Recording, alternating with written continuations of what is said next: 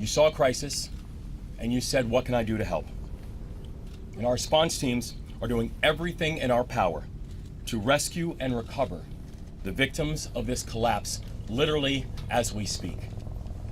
People who, as we speak, are out there are divers, are air assets, people who right now are working to save lives and are doing it because the state asked.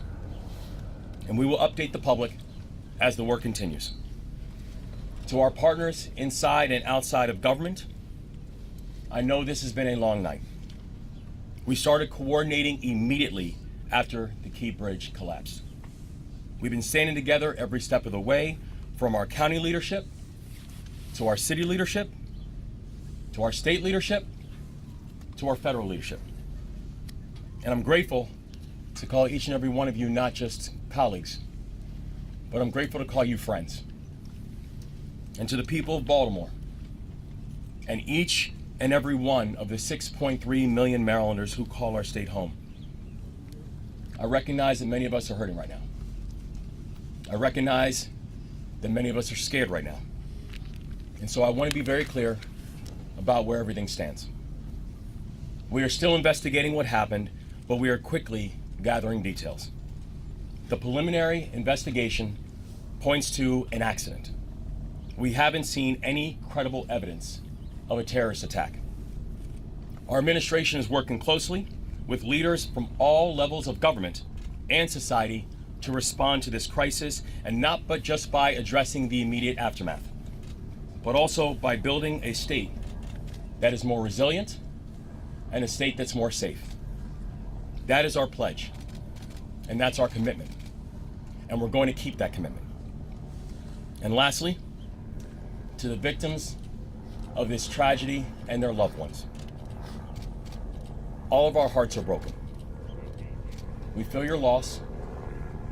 We're thinking of you, and we will always be thinking of you. We pray for the construction workers who are on the Key Bridge, and we pray for everyone who has been touched by this tragedy, and their families, and all of their loved ones.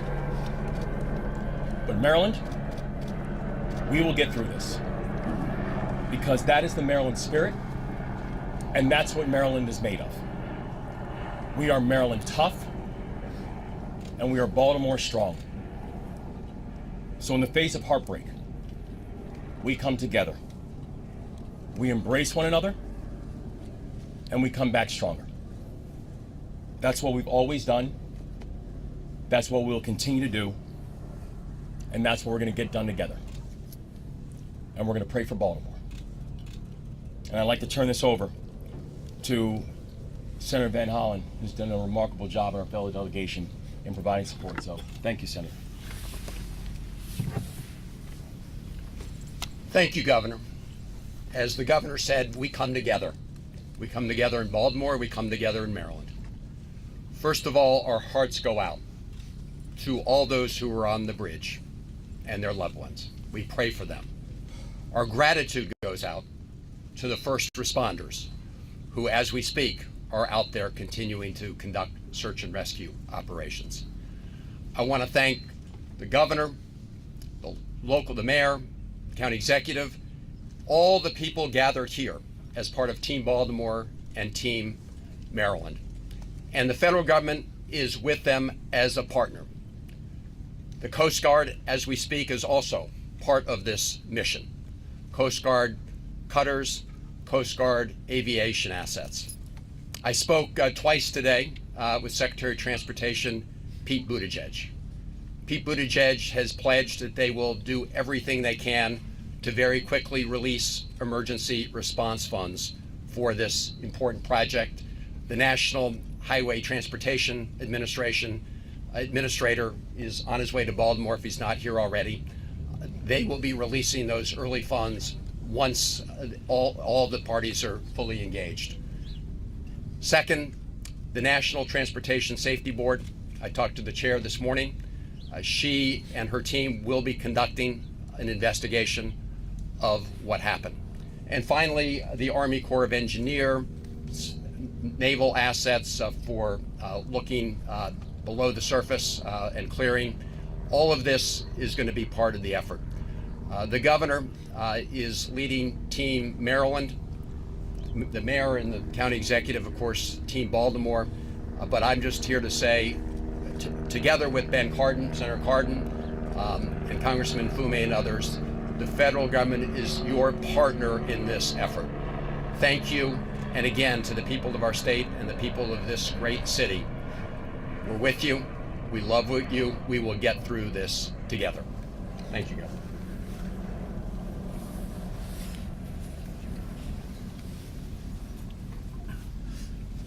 Morning again, Paul Wiedefeld, Secretary of Transportation. Just a few updates since our meeting this morning.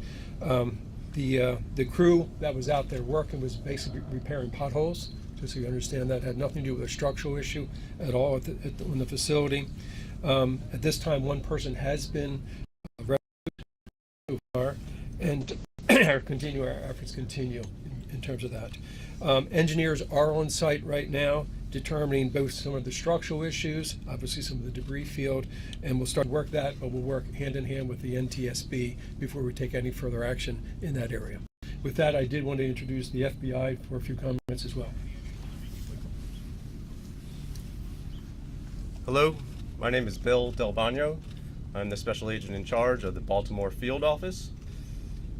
First and foremost, I want to say that our hearts go out to everyone that is impacted by this tragedy, especially the victims and their families. On behalf of the FBI, I would like to say that we are with you, we're with Baltimore, and we're with the partners every step of the way. The FBI, on very first, looking at and assessing this matter from an investigative standpoint, I want to be clear that there is no specific or credible information to suggest that there are ties to terrorism in this incident. The FBI has been part of this response from the beginning. We came within 1 hour to the command post and quickly lashed up with our very strong partners all along the way.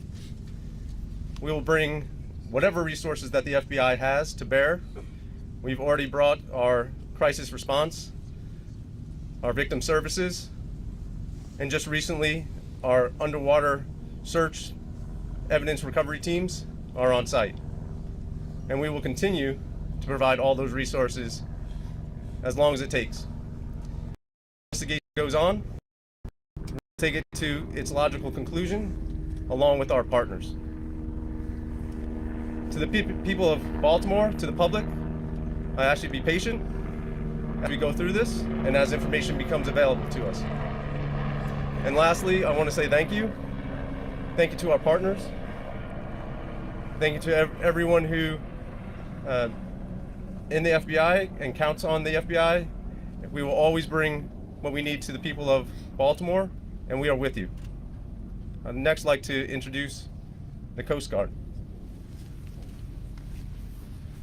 Good morning. The Coast Guard is still actively searching at this time. We are using response boat crews from 2 of our local Coast Guard stations, one of our helo crews from at Air Station Atlantic City, and also one of our cutter crews on one of our 87-foot patrol boats. We will continue to work with our local, state, and federal partners during this tragedy. Thank you.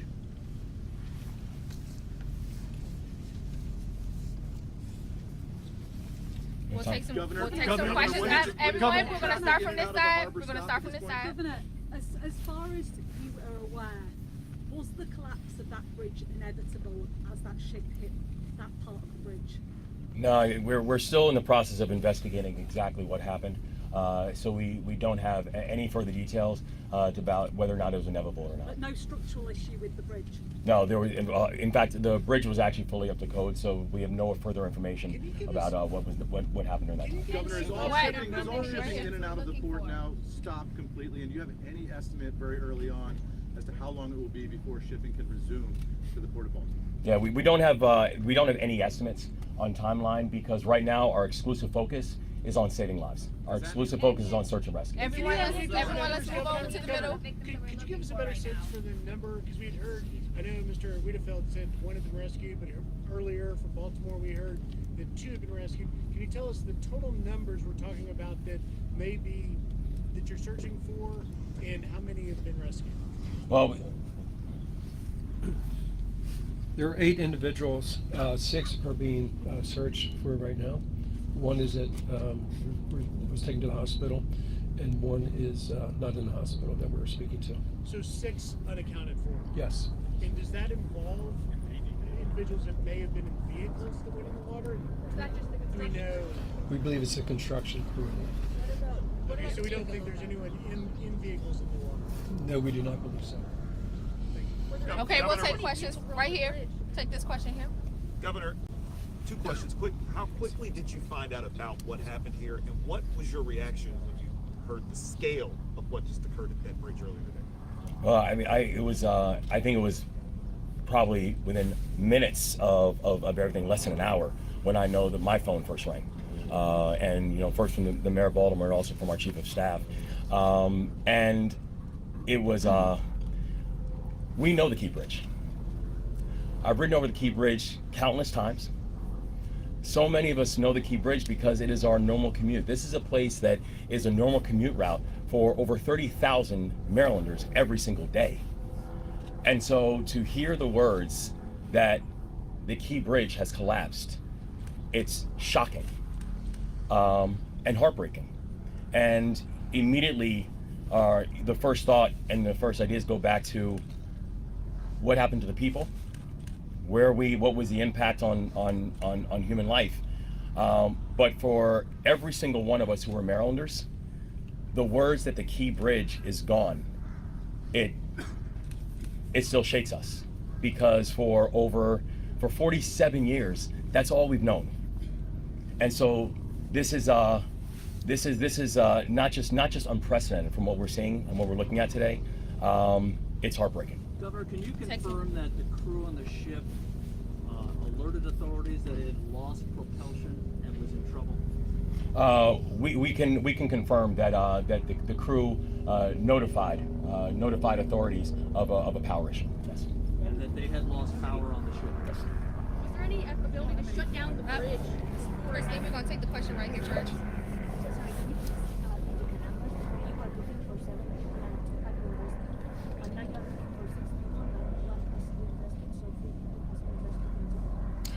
Total of 8.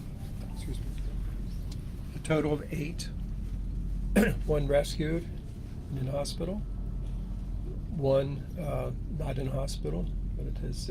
We have communicated with that person, and then 6 that we are searching for. And all construction workers working on the pothole? Were all 8 of them? Yes, they were all related to the construction program. So Yes. we heard that multiple vehicles went into the water. Any word on how many vehicles went into the water and the condition of those people that were in the vehicles? Not at this time. All right, we're gonna shift over here. Was there any way to shut down the bridge? Was there enough time for that distress call to trigger something like that?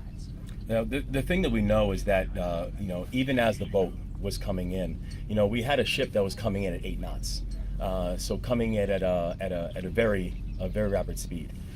We do know that the investigation is currently going on, but I have to say I'm thankful for the folks who once the warning came up and once notification came up that there was a mayday, who literally, by being able to stop cars from coming over the bridge, these people are heroes. They saved lives last night.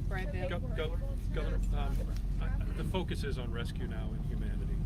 But looking forward, is there any vision for how long it could possibly take to remove the wreckage, to rebuild, and how it could possibly be done? Can you look into the future at all at this point? This is going to be a long-term build. It's going to be a build that's going to require every facet and every aspect of our society. It is something that I can tell you, we are going to get this done.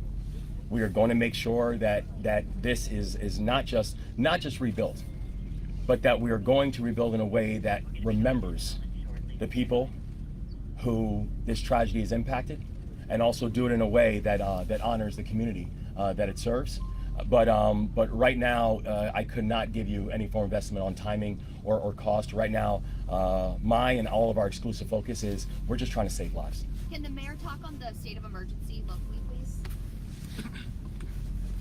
Yes, thank you. Listen, we know the governor issued a state of emergency, but we at the local level felt the need to do that too, because there may be some things that we have to encumber with our fire department and other agencies that we'll be able to pull down support for as we all work together, again, as we're focused right now on saving lives and working through this unspeakable tragedy. In the interim, I know that there's obviously the focus is on the rescue and the recovery, but this is such an important thoroughfare here in Baltimore for drivers, people trying to get around. How are they going to be able to manage while that is also going on? Yeah, so we've also already been in touch with people about alternative routes and ways people can navigate now that this tragedy has happened. And I don't know, Secretary, if you want to speak to that as well. Just to give you a sense of scale, roughly about 35,000 people a day use that facility. About double that use the Harbor Tunnel, and double that again use the Fort McHenry Tunnel. So basically, we do have those two other options. We'll make sure that we have as much personnel out there to deal with any incidents, because as you know, that can cause the backups very quickly. And we will basically put out a lot of communications on different alternatives. We're also looking at transit alternatives as well. What role will the legislature play in this response? What role will the legislature play in this response?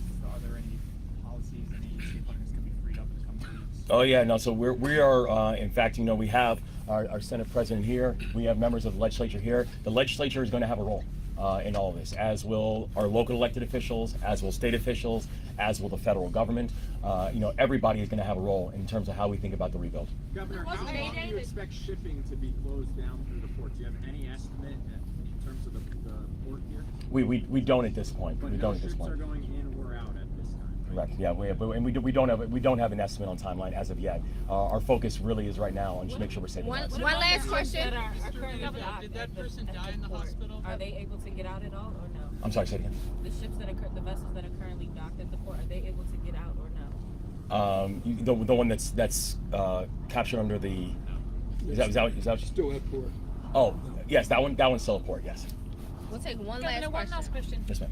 Was the ship being guided out by tugs, firstly? And secondly, did you just say that it issued a mayday in enough time that you were able to stop all traffic from entering both sides, so that the only casualties we expect are the workers on the bridge? Yes, ma'am. So the investigation is still going on, so we're going to have all the full details and also all the full details about the timeline and the TikTok that took place. But we're thankful that between the Mayday and the collapse that we had officials who were able to begin to stop the flow of traffic, so more cars were not up on the bridge. And I can. But there were some on the bridge, or not? Were there any during the collapse? Yeah, were there some on the bridge? There have been reports that have been sonar that have detected vehicles at the bottom of the water. So as well as the 8 people, there could still be people trapped inside or potentially have died in vehicles. Is that correct? I think, the investigation is still going on to find out exactly how many people and what was the situation. But the thing that we do know is that many of the vehicles were stopped before they got onto the bridge, which saved lives in a very, very heroic way. Thank you all very much. Thank you. We'll have another update later. Thank you. This is a huge detail. We don't know how many vehicles. David, any thought on time? Thank you all.